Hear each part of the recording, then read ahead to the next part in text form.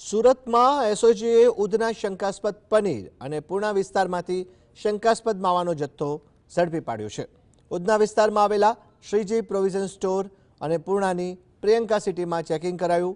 Food and ડ્રગ્સની team સાથે પાડેલા દરોડામાં Shriji provision સ્ટોરમાંથી 80 kilo શંકાસ્પદ પનીર જપ્ત કરાયું। તો પ્રિયંકા સિટીમાંથી 168 કિલો મીઠાઈ બનાવવામાં વપરાતો શંકાસ્પદ માવો જપ્ત કરાયો છે।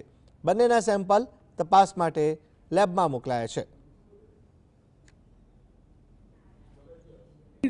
એને ક્યારેય છૂટક વેચાણ થઈ ન શકે, એને બ્રાન્ડેડ સ્વરૂપમાં વેચવું જોઈએ અને એની ઉપર આ નોન ડેરી પ્રોડક્ટ છે એવું લખવું જોઈએ।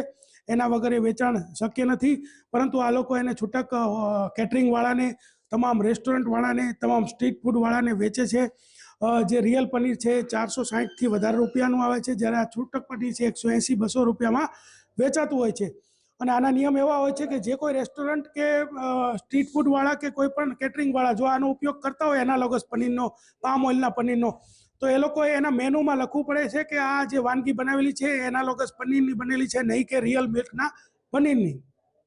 બિલકુલ જે રીતના પનીર અને માવાનો જથ્થો જે છે તે પોલીસ દ્વારા અને આરોગ્ય વિભાગની ટીમ દ્વારા પકડી પાડવામાં આવ્યો છે। હાલ તો માવા અને પનીરના સેમ્પલ અત્યારે લેબોરેટરી ખાતે મોકલવામાં આવ્યા છે અને જો ફેલ જણાશે તો કાર્યવાહી પણ જે છે તે કરવામાં આવશે। સાહિદ જગતાપ, GSTV।